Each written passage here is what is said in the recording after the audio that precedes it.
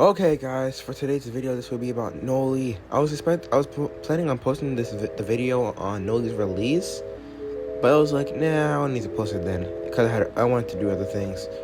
And now here is the video. I hope this does not flop. And yeah, this video will be about Noli and some things I didn't like about him, something I did like about him. When Noli was on release, he was pretty bad. He was barely even able to kill a freaking Elliot, which most killers can't really die that easily. But still, if you just shot him by Sentinels, he would easily lose, and that's why most people didn't really like him. That's why most people don't really play him that much anymore. But one big thing I do not like about Noli is that his damage is kind of poor, so it'll take like a very long time to kill somebody, and especially his hitbox. There's a bunch of things that you can really mess up as Noli, which is why he's skilled. Because if you missed your Void Rush, you can oh my god, I'm sorry. If you miss your Void Rush, you can mess yourself up a bunch, and sometimes there's some bugs with Noli to where you can get stuck in the ground somehow and mess up his Void Rush completely.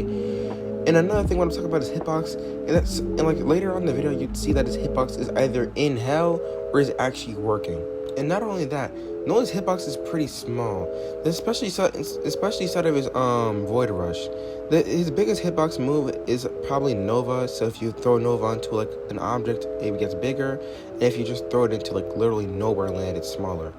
But still, Noli's still good because of his hallucinations, being able to trick players into thinking that either the match is over, or tricking them, into thinking that, oh, the real Noli is chasing me, or the timer's messed up, or jogging up the generator set, or generator's done, which are pretty good, and can also add on time, since Noli can get time added on for him, like in multiple different ways, through either hallucinations, clones, or through actually hitting people, which is the only really good thing about him. But other than that, his damage is pretty, as I said before, his damage is pretty bad, and his hitbox is outrageously small. So I don't sound like I'm complaining about the same thing.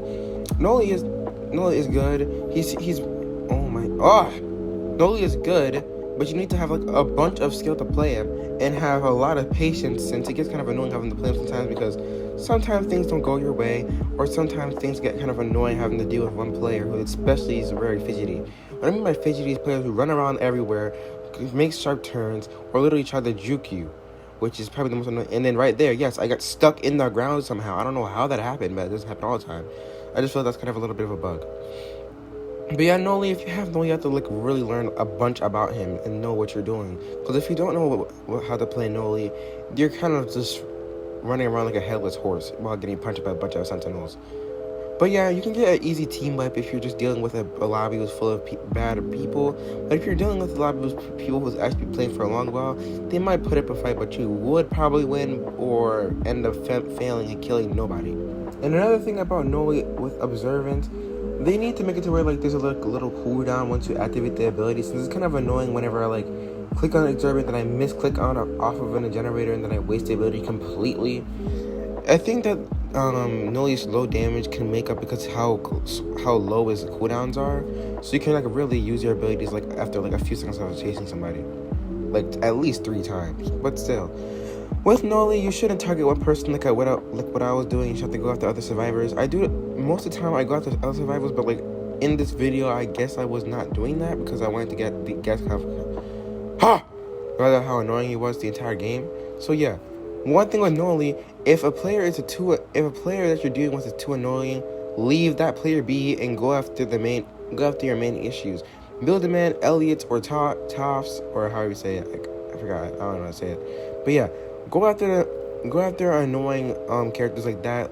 Elliot to stop them from healing other players. Toff from stopping him from blowing out your eyes and literally making it to where you can't kill anybody. And especially Builder-Man, since his turrets can be really annoying at times and waste a bunch of time for you. And here's the part where I was like literally hella upset. Man, I could have killed this guest if my hitbox wasn't literally lingering behind me. But yeah, it obviously lost because I should have never targeted the guest, and I would have probably won the game if I just went after the 2 times or the top.